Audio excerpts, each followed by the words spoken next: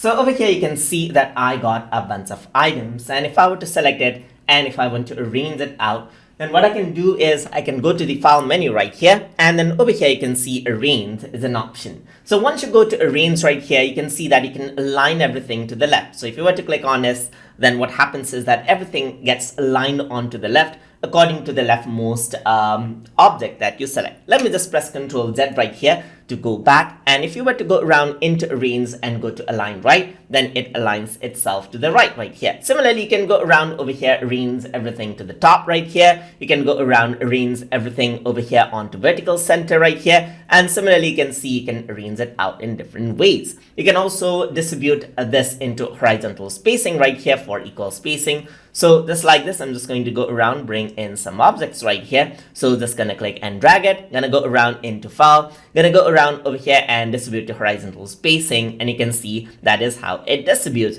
itself. Similarly, you can go around over here and distribute into vertical spacing over here as well. So that is what you have, and you get the same spacing over here as well. You can click over here, select this, and over here you got these spacings over here as well.